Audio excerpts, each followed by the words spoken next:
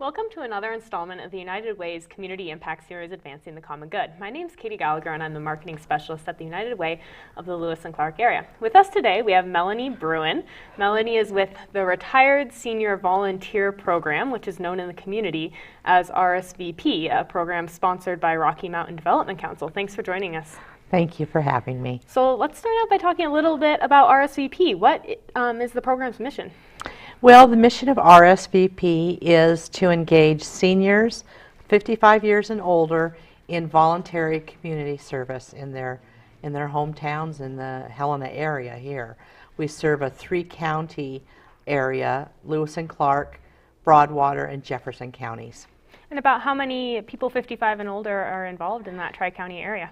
We have 325 volunteers, so it's a big group of folks. Yes. Last year, in 2014, our volunteers contributed over 44,000 hours of volunteer work in the Tri-County area.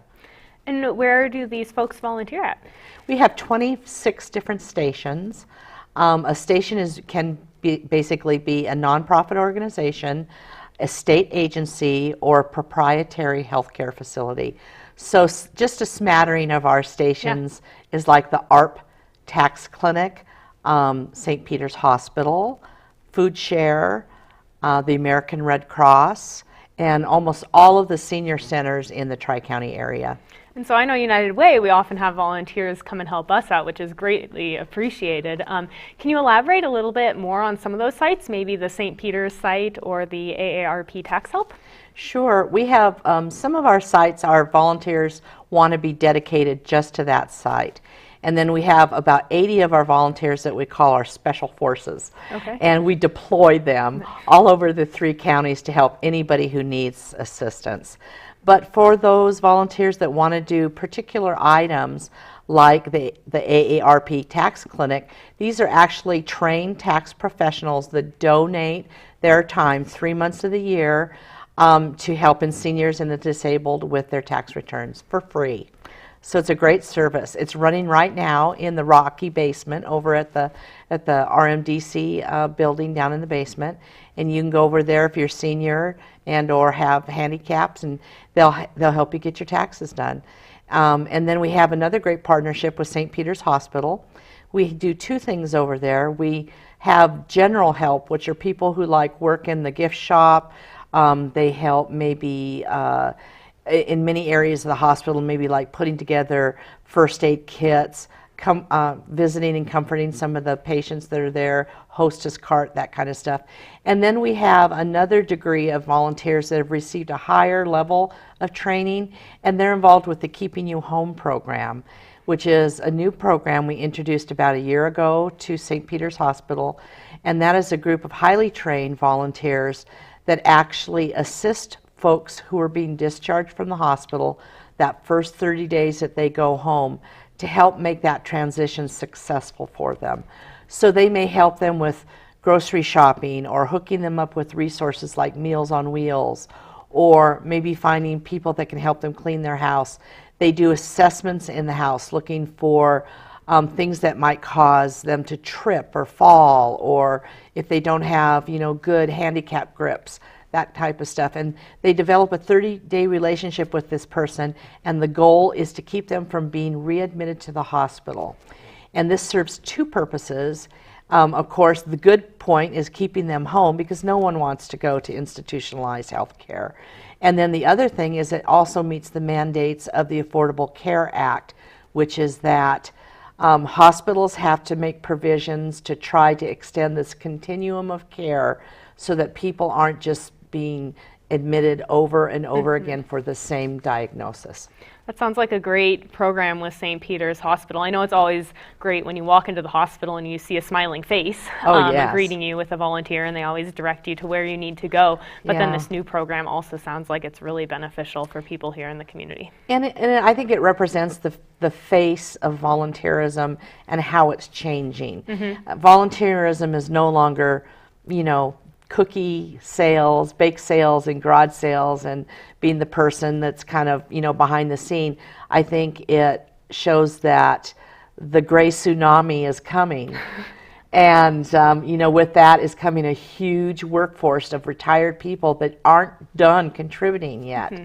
They want to continue to contribute to their communities, but they want it to be a higher level of involvement that creates a sense of self-satisfaction and really shows results, impact results. Yeah, I definitely, when the RSVP volunteers come into our office, I get to hear their stories, and there's retired accountants, retired lawyers that are coming and lending their time, which is really valuable for our organization. I'm sure every other organization that they serve at in the community. So how is this program supported at Rocky? It's supported primarily with funds from the Corporation for National Community Service, which is a federal program. And we do get a budget from them every 3 years. But we're also supported by other organizations. Of course, United Way is one of those, and a pretty large one of those. And so we do rely on the goodness of our community to help us meet the needs that CNCS does not. And so are there other CNCS programs located at Rocky? There are 2 others. RSVP is actually one of a trilogy, and that is what we call Senior Core, and it is the Senior Companion Program, the Foster Grandparent Program, and RSVP. Senior Companion Program basically pairs a senior who is 55 years or older with a senior who is maybe not in as good as health or has some needs. Mm-hmm. And they buddy up together and do things together, maybe grocery shopping, going to doctor's appointments, sometimes just companionship. And then our foster grandparent program is putting seniors into the schools to mentor children.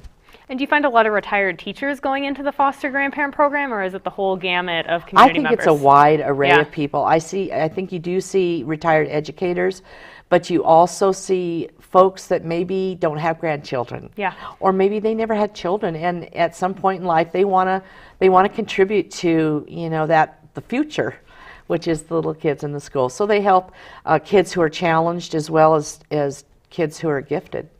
All right, that trilogy of programs, definitely they complement each other, it sounds like, in many, many ways. So if folks want to get involved, is there a fee to pay to become involved? Is there a waiting list? How do you get involved? There is no fee and there is no waiting list. All right, you can do it today if you're 55 and older. Yes, you can call the number that'll be on the screen after we're done talking, and you can talk with any of the program managers for either senior companions, foster grandparents, or RSVP, myself. And I would certainly encourage everybody to try it. It's very worthwhile. It gives you a sense of doing something that's important, and it is important. And it's without these kind of services in our community, we just wouldn't have the many faces of volunteerism and everybody who's receiving those benefits. It wouldn't be happening. So it's a great organization. It's also fun to just hang out with your peers. Right. I go to work every day knowing that I'm one of a whole large bunch of seniors, and we have common memories and common experiences, and we really enjoy hanging out with each other and helping other people. That's great. Well, thank you so much for coming in. Again, the phone number is on the screen for how to learn about how you can get involved with RSVP, Senior Companions, or Foster Grandparents, all sponsored by Rocky Mountain Development Council. So thank you so much for coming in today, Melton. Thank you for all that you do. Thanks.